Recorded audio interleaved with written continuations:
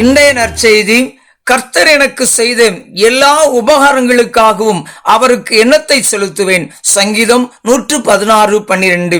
கண்மணி போல் காத்த கர்த்தருடைய நாமத்தில் உங்களை வாழ்த்துகிறேன். அன்புக்குரியவர்களே, இவ்வாண்டின் நிறைவு பகுதிக்குள்ளாக நாம் வந்திருக்கிறோம். நாம் கடந்து வந்த பாதைகளை திரும்பி பார்க்கும்போது நம்மில் ஒவ்வொருவருக்கும் வெவ்வேறு அனுபவங்கள் இருக்கலாம்.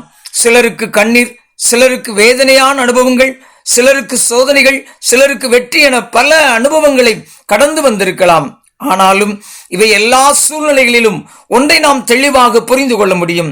நம்மை நேசிக்கும் கர்த்தர் நம்மை கைவிடவே இல்லை.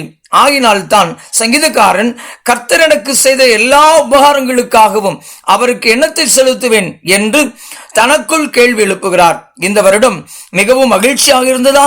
இல்லை.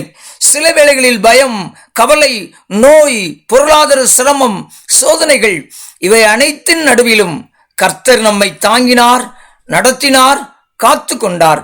இன்று நாம் ஜீவனோடு இந்த வருடத்தின் நிறைவை காண்கிறோம் என்றால் அது கர்த்தருடைய கிருபையே. அன்பு நிறைந்த ஆண்டவரே, இந்த வருடம் முழுவதும் எங்களை காத்து வழிநடத்தினதற்காக உமக்கு நன்றி செலுத்துகிறோம். வரவிருக்கும் புதிய ஆண்டிலும் எங்களுக்கு புதிய கிருபைகளையும் புதிய ஆசீர்வாதங்களையும் பொழிந்தருளும். ஆமென், ஆமென்.